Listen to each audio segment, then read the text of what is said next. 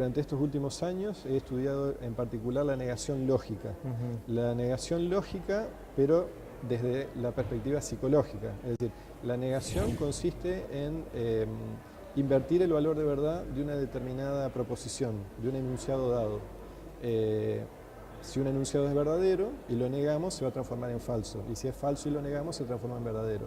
Eso ocurre en la lógica, ocurre en la matemática, ocurre en un mundo platónico, podríamos decir, formal o abstracto.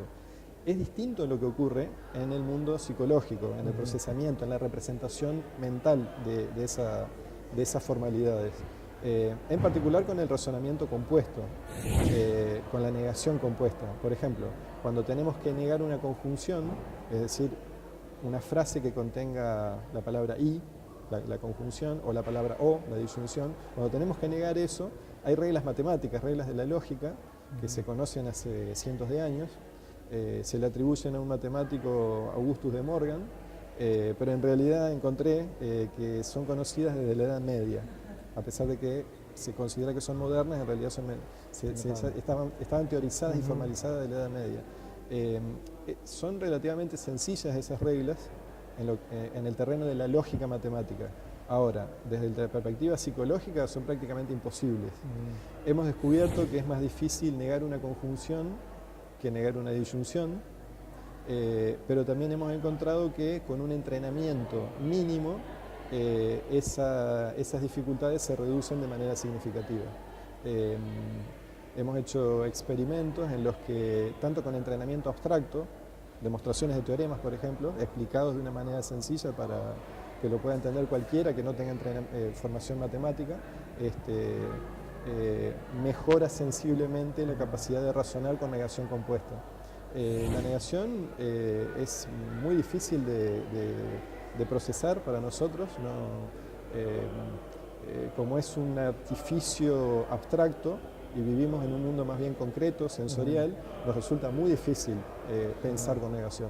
Lo que pasa es que todo el tiempo estamos pensando con negación. La negación es ubicua para el pensamiento humano y es típicamente un proceso, una situación que lleva a distorsiones, a errores. Es decir, estamos obligados a transitar por la negación y estamos casi obligados a equivocarnos, ¿no? Sobre todo cuando se trata de negación compuesta.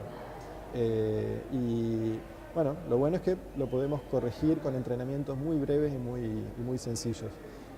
Como la investigación esta se hace en un contexto interdisciplinario y hay un diálogo permanente entre varias disciplinas, por ejemplo con la neurociencia, se sabe que un grupo de investigadores de Suiza encontró que la negación de acciones genera a nivel cerebral una desactivación eléctrica de la zona responsable del procesamiento de ese tipo de palabras, de esos verbos, de verbos que implican acciones concretas, acciones corporales.